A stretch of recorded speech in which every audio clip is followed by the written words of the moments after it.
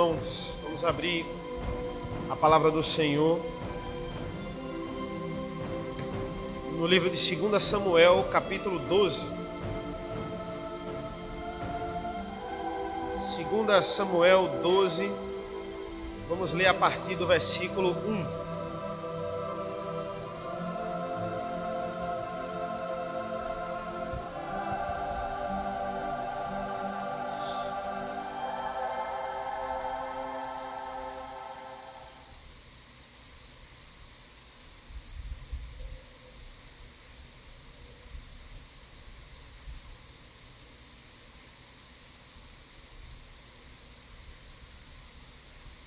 Assim diz a palavra do Senhor. O Senhor enviou Natã a Davi. Chegando Natã a Davi, disse-lhe: havia numa cidade 2 homens, um rico e outro pobre.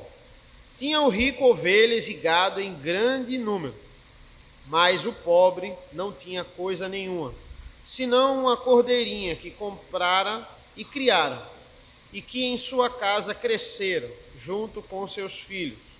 Comia do seu bocado e do seu copo bebia.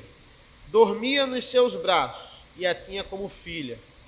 Vindo o viajante ao homem rico, não quis este tomar das suas ovelhas e do gado para dar de comer ao viajante que viera a ele, mas tomou a cordeirinha do homem pobre e a preparou para o homem que lhe havia chegado.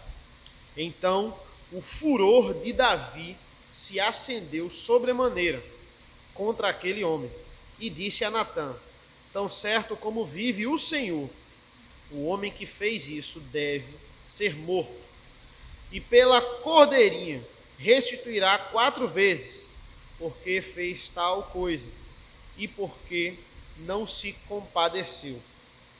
Então disse Natã a Davi: tu és o homem. Então disse Natã a Davi: tu és o homem.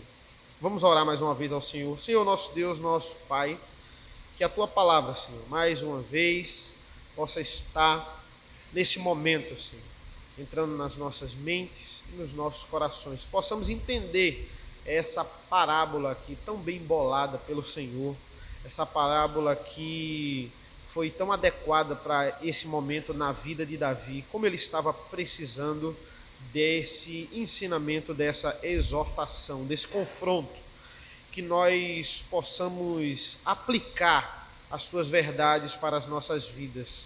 É isso que eu te peço e agradeço, em nome do teu filho amado Jesus. Amém. Irmãos, vejamos o triste contexto dessa passagem da segundo livro aqui de Samuel. O capítulo 11, a gente vai entender aqui o porquê dessa parábola e o que é que estava se passando na vida do rei Davi. E todos que têm pelo menos 1 ano de igreja já se familiarizam com essa passagem, já conhecem essa passagem, que é a passagem do adultério e assassinato de Davi por causa de Betseba e o seu esposo Urias. Mas a vida de Davi não só foi uma vida de pecado, embora essa passagem ela é bem famosa. O próprio livro de 2 Samuel, ele mostra aqui vários momentos de bênçãos e de fé na vida desse rei. Quantas oportunidades, por exemplo, ele teve de matar Saul, rei que queria tirar a sua vida, e quantas vezes ele podia dar na mesma moeda e ele não faz. A grande passagem de Davi contra Golias, quem não conhece essa passagem? Mas esse homem tão forte, esse homem que era segundo o coração de Deus, ele não era perfeito.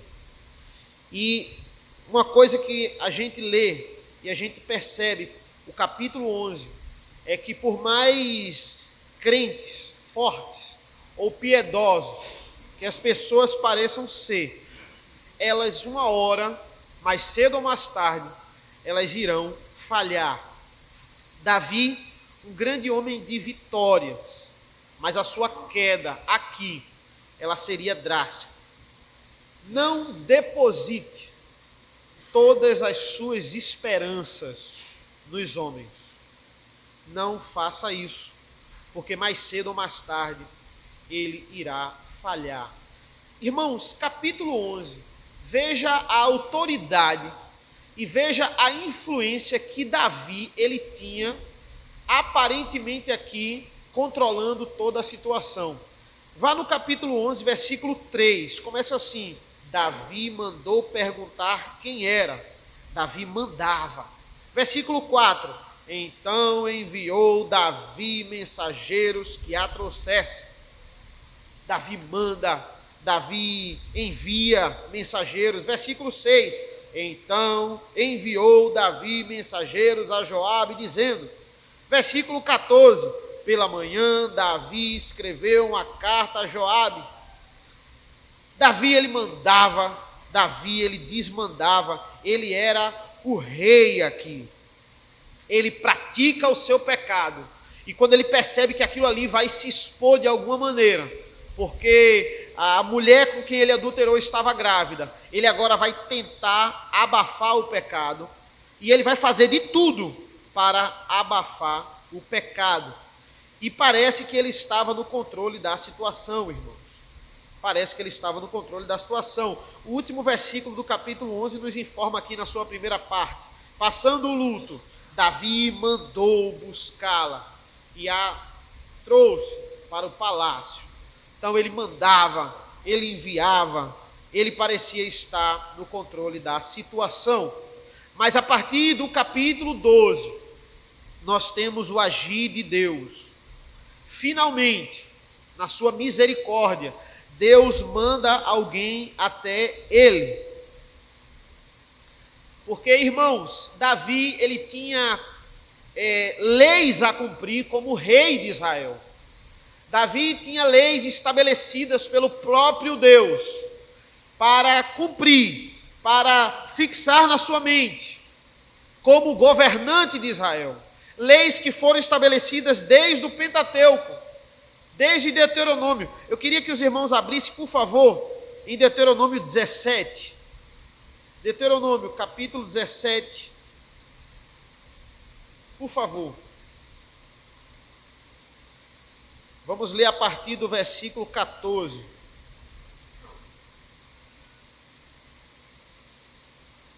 Deuteronômio 17.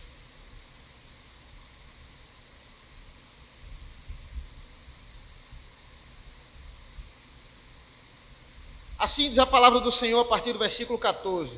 Quando entrares na terra que te dá o Senhor teu Deus, e a possuíres, e nela habitares, e disseres, estabelecerei sobre mim um rei, como todas as nações que se acham em redor de mim. Estabelecerás com efeito sobre ti, como rei, aquele que o Senhor teu Deus escolher. Homem estranho, que não seja dentre os teus irmãos, não estabelecerás sobre ti, e sim um dentre eles. Porém, este não multiplicará para si cavalos, nem fará voltar o povo ao Egito para multiplicar cavalos, pois o Senhor vos disse, nunca mais voltarei por este caminho. Tampouco, preste atenção no 17, irmãos, tampouco para si multiplicará mulheres, para que o seu coração se não desvie, nem multiplicará muito para si prata ou ouro.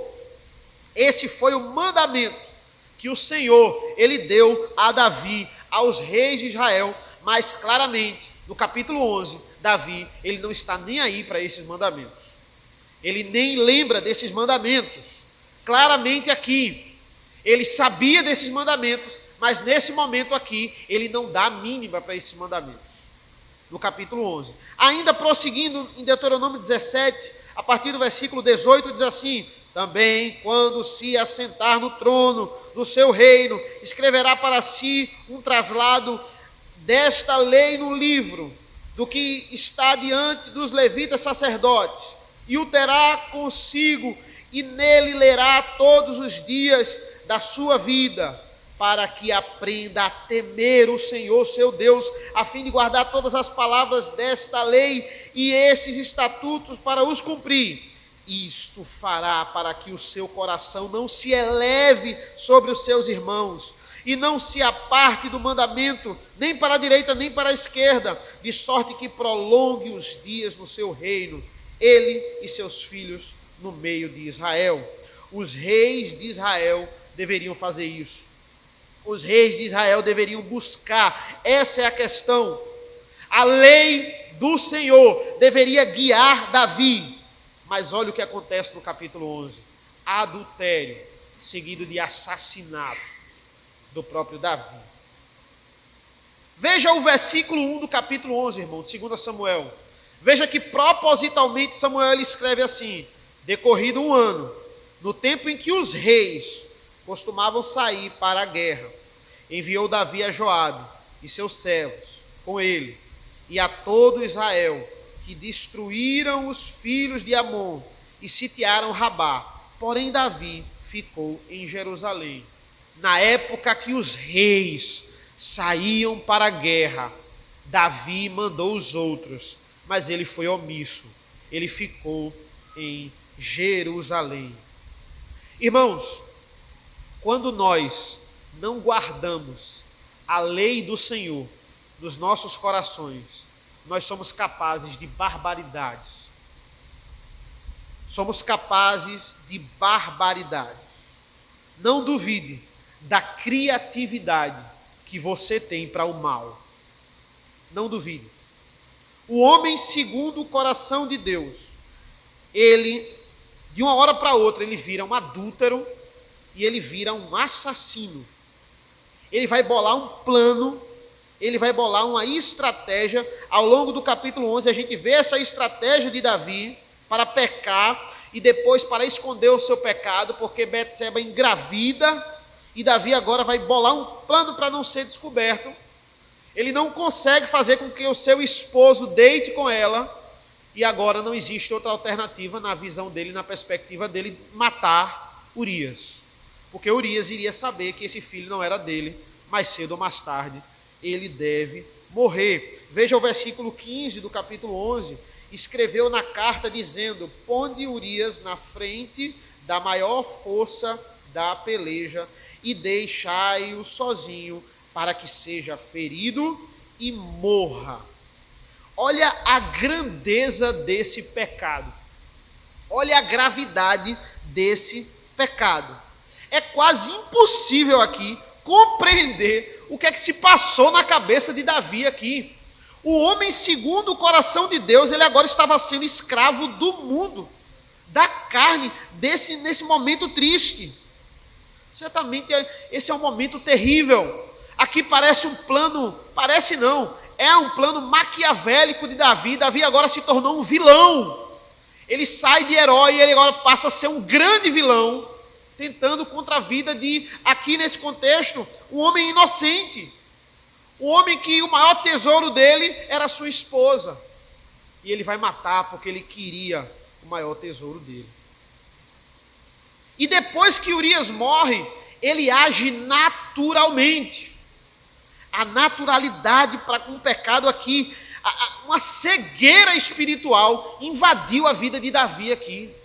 Ele estava cego, ele estava agindo naturalmente com as barbaridades que ele mesmo tinha bolado.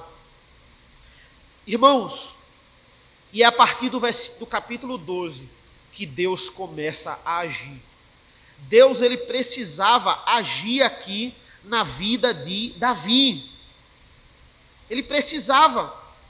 O Senhor, ele vai se chegar a Davi. Ele precisava repreender aquela atitude.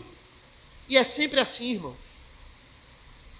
Eu e você, nós não nos arrependemos por vontade própria.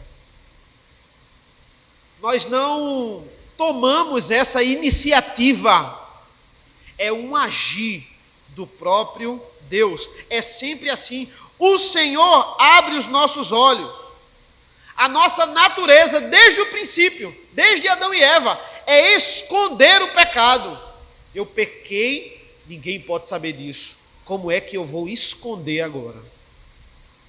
Essa foi a iniciativa de Davi. Sem Deus, essa é a nossa iniciativa. Se não existir um agir de Deus, nós não vamos nos arrepender pela nossa vontade, pela nossa obra.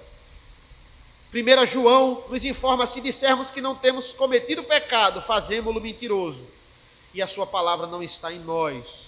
O que devemos entender aqui, irmãos, é que todos os dias devemos reconhecer o nosso pecado. Isso se chama autoconfronto. Devemos nos confrontar, parar de confrontar só os outros, parar de ver o pecado só nos outros e começar a ver o pecado na nossa vida. A verdade é que, às vezes, muitos irmãos, nós estamos confundindo santificação com glorificação. Tem irmão que já pensa que é glorificado. Tem irmão que já pensa que chegou num estágio que não peca mais, só os outros. Ele agora é perfeito, ele já ora tanto, ele já vai tanto à igreja, ele já participa tanto, ele já trabalha tanto, que agora ele não peca. Precisamos nos confrontar. Natã aqui, irmãos, a partir do capítulo 12, ele é o agente confrontador do pecado de Davi que Deus vai enviar. Davi precisava ser confrontado urgentemente. E esse confronto é sinal do amor de Deus. Porque sem esse confronto, Davi estava perdido. Davi estava cego pelo orgulho. Cego pelo poder. E agora eu quero compartilhar esse texto com vocês, irmãos, em duas perspectivas. A primeira perspectiva é de Natã, o confrontador. E a segunda perspectiva é de Davi, o confrontado. Veja como Natã, aqui no primeiro ponto, ele vai se achegar a Davi. Com certeza, isso não é dúvida, Natã ele orou antes de confrontar Davi. Por quê? Porque ele usa a revelação do próprio Deus. Essa parábola é revelação do próprio Deus. E aqui, veja que ele usa, quais os elementos que ele usa nessa parábola que a gente já leu. Ele usa cordeiros. Ele fala sobre ovelhas. Veja o versículo 2. Tinha o rico ovelhas e gado, em grande número. Mas o pobre não tinha coisa nenhuma, senão uma cordeirinha que comprara e criara. Será que Davi, ele iria se identificar com essa história? O pastor de ovelhas, Davi cresceu criando cordeiros. Ele tinha um apreço por aquele animal. Ele cuidava daquele animal. Certamente Davi iria se identificar com aquela parábola. Essa não é uma história aleatória. Davi, ele iria se identificar quando Samuel estava escolhendo o futuro rei. Onde está o mais moço? O mais moço está ali apacentando as ovelhas. O baixinho ruivo, era ele. E aqui Urias era esse pastor pobre, que tinha apenas uma cordeirinha, ou seja, a esposa. E Davi aqui era um homem rico, aquele que tinha muitos cordeiros. Urias, ele era um homem normal, ele era um homem fiel ao reino, era um homem que respeitava as leis, e ele só tinha aquela esposa, aquela cordeirinha, como diz na parábola. E esse homem, ele amava tanto a cordeirinha, era a única que ele tinha. Ele amava como uma filha, ele dormia nos seus ela dormia nos seus braços. Mas o rico tinha centenas de ovelhas. O rico poderia facilmente pegar uma de suas ovelhas e sacrificar para comer, mas ele pega a cordeirinha do homem pobre. Provérbios 3 nos informa: filho meu, não rejeites a disciplina do Senhor, nem te enfades da sua repreensão, porque o Senhor repreende a quem ama, assim como o pai ao filho, a quem quer bem. Um pai que ama, irmãos, ele irá repreender o seu filho, ele irá disciplinar, ele não vai deixar passar. O que nós devemos entender é que confronto é uma bênção nas nossas vidas. é a graça de Deus nas nossas vidas. A disciplina, ela pode ser desagradável. Pelo contrário, ela pode não, ela tem que ser desagradável. O efeito da disciplina é ela ser desagradável. É para eu ver, poxa, eu não posso mais fazer esse pecado, porque existe a disciplina do Senhor. Se ela for agradável, eu vou dizer, poxa, vale a pena cumprir esse pecado, fazer isso aí, porque não tem nenhum efeito tão grande, né? Às vezes os filhos, eles ponderam isso. Não, eu vou fazer isso aqui de errado, porque meu pai não fica tão zangado. Aí eu faço à vontade, que ele não vai me castigar. Agora, se eu fizer isso aqui, ele vai me deixar 1 semana de castigo. Aí eu não faço, não. A disciplina, ela tem que gerar tristeza, ela tem que gerar choro, ela tem que ter um impacto nas nossas vidas, para a gente ver e dizer, poxa, eu não vou fazer isso de novo. Olha o que eu estou passando. Esse é o efeito que a disciplina tem que causar. Vamos aprender com Natã, irmãos. Como nós devemos ser úteis na igreja quanto ao confronto. Imagina Natã indo falar com o homem mais poderoso do mundo da época. O rei de Israel. O homem que mandava em generais. E eu vou chegar para ele lá e eu vou dizer que ele está errado, que ele assassinou, que ele adulterou. Provavelmente ele pensou, não, isso aqui pode me custar a minha vida. E podia mesmo. Davi, ele tinha total autoridade de dizer, olha, não gostei da palavra desse homem, manda matar. Não tinha problema nenhum. O rei, ele tinha essa autoridade. Mas por que Natã obedeceu ao Senhor? Porque não importa quem é o homem, quão importante ele é. Existe um ser mais importante do que qualquer outro homem. E é esse ser que nós devemos prestar obediência. Por isso que Natã foi lá e falou. E uma coisa que nós devemos entender dessa iniciativa do Senhor, mandando Natã, e Natã obedecendo ao Senhor, indo falar com o rei, é que nós não somos autoridades absolutas na nossa família, irmãos. Nós não somos. Se a minha esposa chegar com a palavra de Deus e me provar que eu estou errado no que eu fiz, no que eu mandei ela fazer, eu devo abaixar a cabeça e obedecer. Se os seus filhos chegarem para você e mostrarem que a sua atitude foi errada perante a palavra de Deus, você deve abaixar a cabeça e obedecer. Porque nós não somos a autoridade máxima. Deus exige Natãs na nossa igreja. Homens e mulheres dispostos a confrontar o pecado, com coragem e temor para confrontar o pecado. Quantas vezes estamos sendo omissos diante dos pecados dos nossos irmãos? Quantas vezes nós estamos deixando passar? Davi estava aqui precisando urgentemente de alguém para confrontá-lo. Todos nós precisamos de Natãs em nossas vidas. Todos nós. E a nossa relutância é porque a gente não quer ficar mal na fita. A gente não quer... A gente quer que todo mundo goste da gente. Por isso que a gente não confronta ninguém. Por isso que a gente não debate, não exorta ninguém. Por quê? Porque as pessoas não vão gostar de mim. Eu vou falar alguma coisa que alguém está fazendo errado para o pastor, eu sou o X9, né? Eu sou o dedo duro. Eu não vou fazer isso. Aí fulano nunca mais vai me contar nada. E aí a gente diz assim, não, o que importa é as pessoas ficarem bem comigo. Mas se Deus não ficar tão bem comigo, não tem problema não. Eu me resolvo com Deus, né? Mas a gente não quer ficar mal na fita e aí a gente não confronta o pecado. A gente não confronta o pecado dos outros. Natã podia dizer muito bem, Deus, eu não vou fazer não, viu? Porque eu posso morrer, isso pode custar a minha vida. Natã foi lá e obedeceu. E Provérbios também diz, quem teme ao homem arma ciladas, mas o que confia no Senhor está seguro. Quem busca agradar os homens, irmãos, cai numa terrível armadilha. Sua ação vai se voltar contra você. A segurança está em confiar em Deus. E aqui nós temos um resultado positivo. Natã exortou, disse o que Deus queria falar para Davi, e Davi agiu segundo o coração de Deus. Davi vai se arrepender. Nessa situação deu super certo. Mas Natã aqui não tinha essa garantia. Ele não tinha essa garantia, nenhuma garantia. Quantos reis na Idade Média mandaram matar bobos da corte só porque não gostaram do que eles fizeram? Quantos reis mandaram matar a mão do rei, conselheiros, só porque não gostaram do que eles fizeram? Tem uma série que eu assisto que a mão do rei estava certa em acusar o rei de um crime, que isso iria lhe tirar a coroa.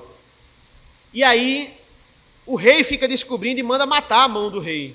Mas na hora da execução ele diz assim: se você disser que você estava errado e se arrepender, eu poupo a sua vida. E mesmo a mão do rei correta, ela vai e diz: não, eu estava errado, ele tinha família, então ele diz: não, você está certo. E aí ele diz a mentira ali, para proteger a sua vida. E o rei diz: pronto, agora você confessou, mas mesmo assim você vai morrer. E aí degola a cabeça da mão do rei. Veja que coisa, veja o poder que o rei tem, irmãos. Ele tem o poder de tirar ou de deixar a vida. O César, ele fazia assim ou assim na luta dos gladiadores. Ele tinha esse poder. Veja o poder que Davi tinha nas mãos. Mas Natã, ele não vai se encovardar. Irmãos, nós devemos amar a repreensão. Essa é a perspectiva correta da palavra de Deus, porque a repreensão, ela é uma bênção. Ninguém pensa assim: poxa, fulano me exortou, ele está atento à minha vida, veja como ele está atento aos detalhes da minha vida, ele me acompanha, o pastor ali me acompanha, ele me exortou, eu devo... Não, a gente só pensa assim: ah, não, ele me exortou, ele quer o meu mal, ele quer me perseguir, ele quer me tirar da igreja, ele quer me escantear, ele quer me excluir, ele está pegando no meu pé. A gente só pensa desse jeito, quando a gente deve amar a disciplina. Você acata a repreensão e a admoestação, você aceita isso na sua vida.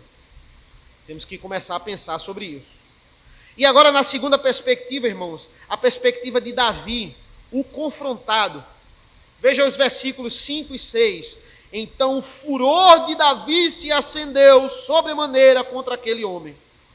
E disse a Natã: tão certo como vive o Senhor, o homem que fez isso deve ser morto. E pela cordeirinha restituirá 4 vezes, porque fez tal coisa e porque não se compadeceu. Davi estava irado com aquela parábola, irmãos.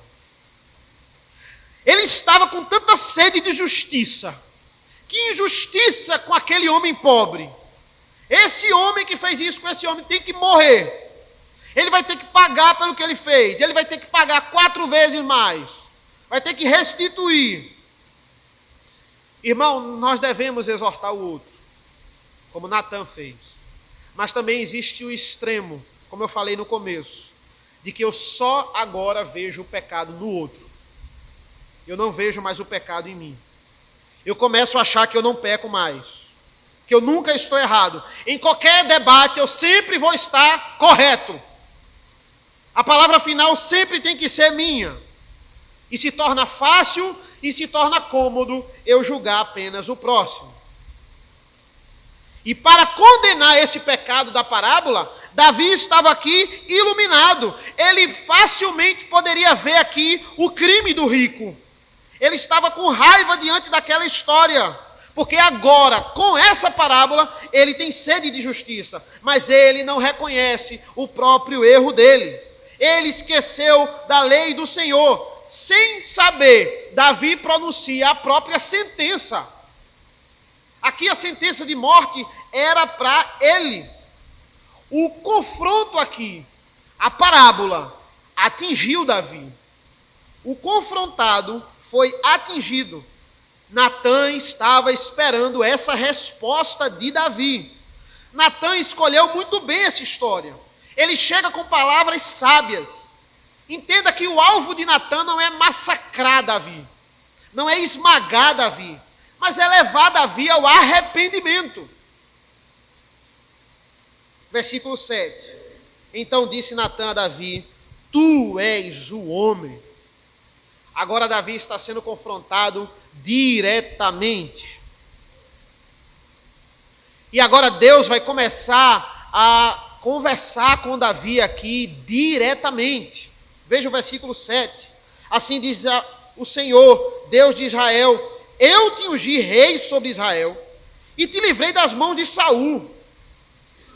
Dei-te a casa de teu senhor e as mulheres de teu senhor em teus braços, e também te dei a casa de Israel e de Judá. E se isto fora pouco, eu teria acrescentado tais e tais coisas.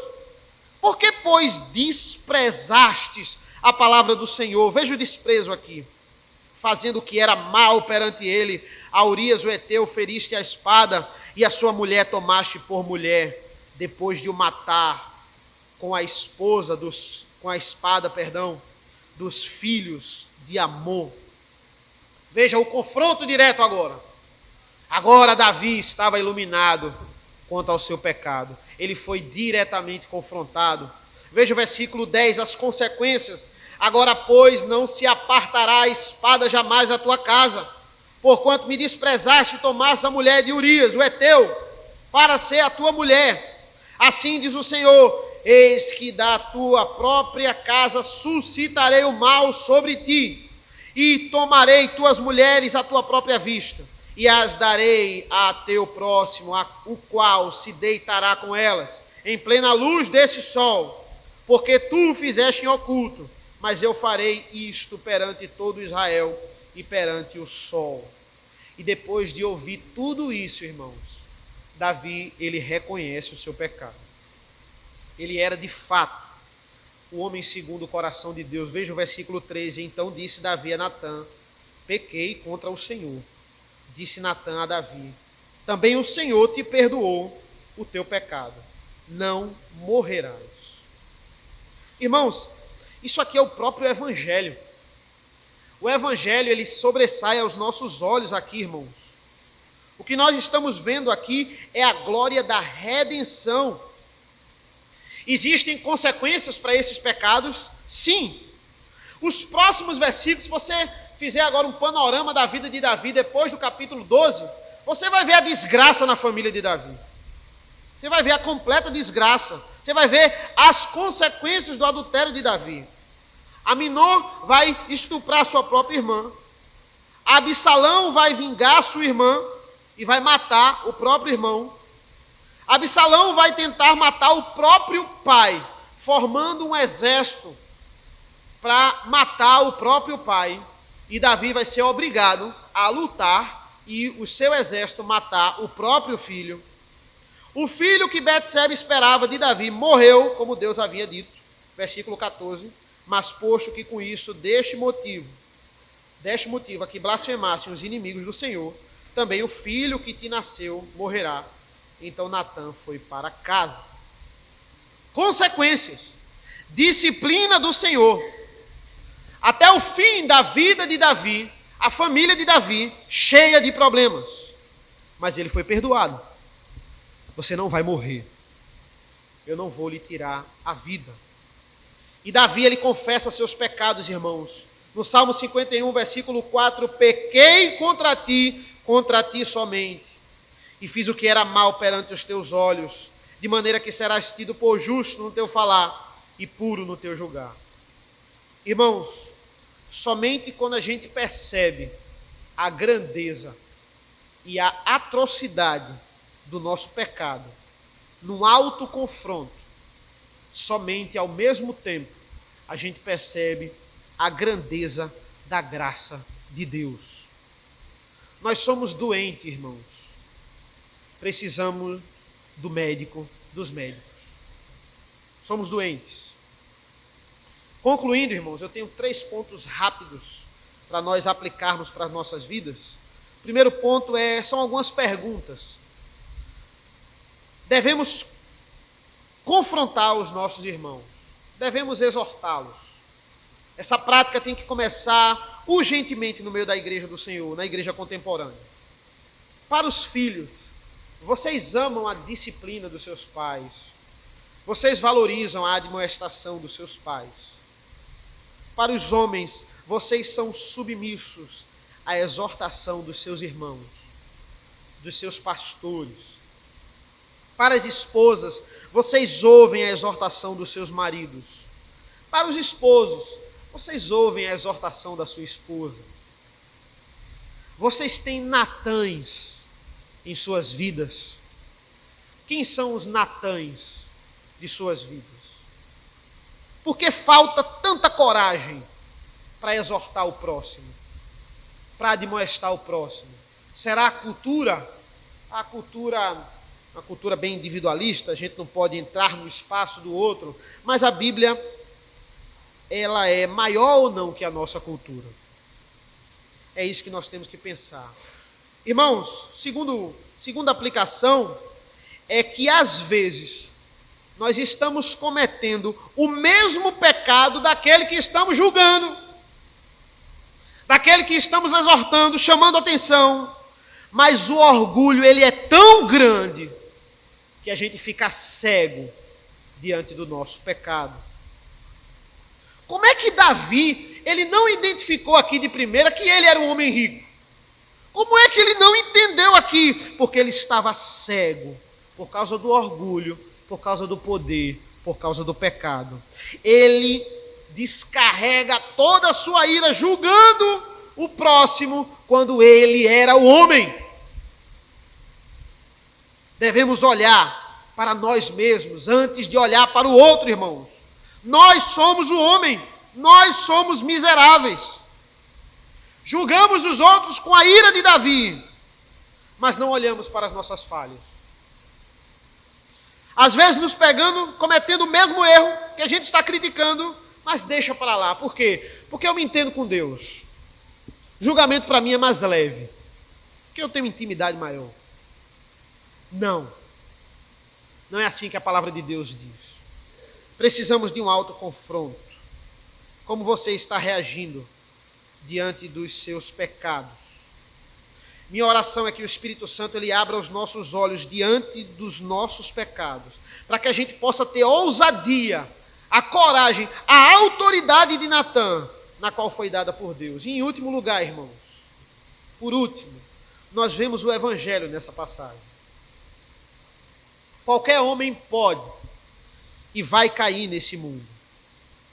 E eu não posso confiar em nenhum homem. Se nós colocarmos todas as nossas esperanças nos homens, estamos armando uma cilada para a nossa alma. Mas se você colocar a sua esperança no Senhor, você jamais vai ser abalado. Vemos que Deus, ele é um Deus de graça. Sempre foi a graça de Deus. O Senhor enviou Natã. Veja o versículo 1 do 12. O Senhor enviou Natã. Ele linka no versículo 27 do 11. Porém, isto que Davi fizera foi mal aos olhos do Senhor. E agora o Senhor toma a iniciativa. Isso aqui é o favor imerecido. O Senhor abre os olhos do rei. A iniciativa é do próprio Deus. Satanás aqui, mais uma vez, tentando destruir, derrubar o plano da redenção. A família real, a família que iria gerar a linhagem do Redentor. Mas Deus, ele não vai permitir. Na sua misericórdia, ele vai agir. Existe também uma batalha escatológica por trás de tudo isso. Davi, ele não consegue vencer essa batalha. Ele não foi o nosso herói pleno. Ele não foi. Ele não tinha testemunho para isso, ele não tinha obras para isso. Ele não tinha poder para isso. Ele não era o Filho de Deus. Mas Deus é fiel e Cristo vem para derrotar de uma vez por todas a serpente. Ele teve autoridade para isso. Essa história, ela nos ensina sobre a grandeza da graça de Deus em nossa pecaminosidade. Amém, irmãos? Vamos orar ao Senhor. Senhor, nosso Deus, nosso Pai, eu te agradeço. Nós te agradecemos por essa palavra. Nós te agradecemos pela tua ação. Esse verbo aqui no versículo 1, enviar. o Senhor enviou a Natã. E agora eu te agradeço porque o Senhor enviou o teu filho para nos salvar. A iniciativa foi tua, o favor imerecido, a tua graça. E graças a ti estamos aqui ouvindo a tua palavra e desfrutando do teu dia. Que nós possamos ter a coragem de Natã para confrontar o pecado dos nossos irmãos. Que nós possamos ter o coração que o Senhor deu de Davi para reconhecer os nossos próprios pecados. Nos ajuda no nosso autoconfronto. É isso que eu te peço e agradeço, no nome do teu filho amado Jesus. Amém.